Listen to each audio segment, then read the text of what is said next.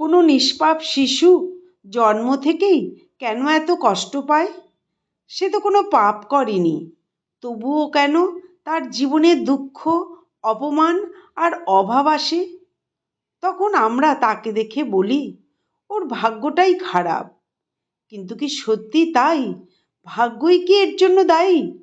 শাস্ত্রে বলা আছে, এর পেছনে লুকিয়ে আছে মা বাবার কর্মের এক গভীর রহস্য, যার উত্তর একদিন ভগবান বিষ্ণু নিজেই দিয়েছিলেন। অনেক দিন আগে এক রাজা ছিলেন, তার নাম ছিল ধর্মবীর। তিনি ছিলেন অত্যন্ত ধার্মিক, ন্যায়পরায়ণ এবং ভগবান বিষ্ণুর একনিষ্ঠ ভক্ত। রাজ্যের মানুষ তাকে খুব ভালোবাসত আর সম্মান করত। কিন্তু তার জীবনে ছিল এক গভীর কষ্ট। তার একমাত্র পুত্র জন্মের পর থেকেই অদ্ভুত এক দুর্ভাগ্যের শিকার ছিল। কখনো অসুখ, কখনো অপমান, কখনো ব্যর্থতা, যেন দুঃখগুলো তাকে ছাড়তেই চাইতো না। রাজা এটা সহ্য করতেই পারছিলেন না। একদিন গভীর রাতে তিনি মন্দিরে গিয়ে অশ্রু সজল চোখে ভগবান বিষ্ণুর কাছে প্রার্থনা করলেন। তিনি তাকে বললেন, প্রভু, আমার পুত্র তো কোনো পাপ করেনি, কারো ক্ষতি করেনি, তবে কেন তার জীবনে এত কষ্ট? কেন সে জন্ম থেকেই দুঃখের ভার বয়ে বেড়াচ্ছে? ভগবান বিষ্ণু তখন ধীরে ধীরে চোখ খুললেন। তার কণ্ঠ ছিল শান্ত, কিন্তু সেই কথার মধ্যে লুকিয়ে ছিল এক কঠিন সত্য। তিনি বললেন, হে রাজা, এই পৃথিবীতে কর্মের নিয়ম অটল। প্রত্যেক মানুষ নিজের কর্মফল নিয়েই জন্মায়। কিন্তু মনে রেখো, মা বাবার কর্ম সন্তানের জীবনের প্রথম অধ্যায় লিখে দেয়। রাজা বিস্ময়ে কেঁপে উঠলেন। ভগবান বিষ্ণু আবার বললেন, যে মা বাবা অহংকারে অন্যকে অপমান করে, দুর্বলকে কষ্ট দেয়, অন্যায়ের পথে চলে, তাদের সেই পাপের ছায়া অনেক সময় নিষ্পাপ সন্তানের জীবনেও পড়ে। কারণ সন্তান জন্মায় মা বাবার শরীর, মন এবং কর্মের ধারাবাহিকতায়।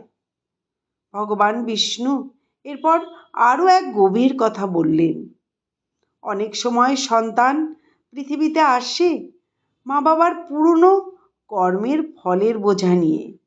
সে কষ্ট পায়, কিন্তু সেই কষ্টের মধ্য দিয়েই মা বাবা নিজেদের ভুল বুঝতে শেখে। তারা অনুশোচনা করে এবং আবার ধর্মের পথে ফিরে আসে নিজেদের ভুল বুঝতে পেরে। এই কথা শুনে রাজা স্তব্ধ হয়ে গেলেন। তার চোখে জল এসে গেল। তিনি কাঁপা কণ্ঠে জিজ্ঞাসা করলেন, প্রভু, তবে কি আমার সন্তানের ভাগ্য চিরদিন এমনই থাকবে?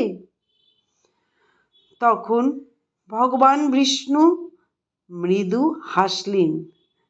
তিনি বললেন, না রাজা, কর্মফল শুরু করতে পারে মা বাবা, কিন্তু তার শেষ লেখে সন্তান নিজেই। যে সন্তান ধৈর্য ধরে, সৎ পথে চলে এবং ঈশ্বরের উপর বিশ্বাস রাখে, সে একদিন নিজের ভাগ্যের শৃঙ্খল ভেঙে ফেলতে পারে। অন্ধকার যতই গভীর হোক, সত্য ও ধর্মের আলো তাকে একদিন ঠিক মুক্তি দেবে। এই গল্প আমাদের একটি গভীর শিক্ষা দেয়।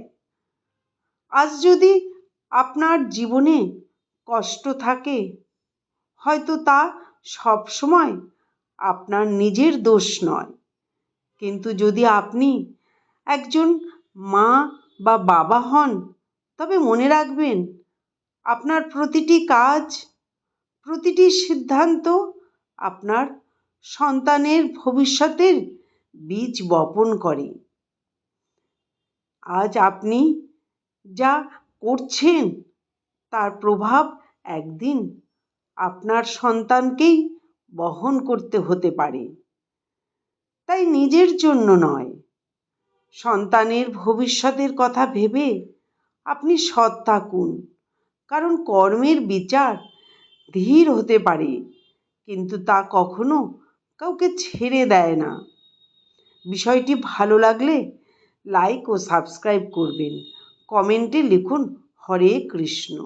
নমস্কার, ধন্যবাদ। ভালো লাগলে কৃষ্ণপ্রেম চ্যানেলের সঙ্গে থাকবেন।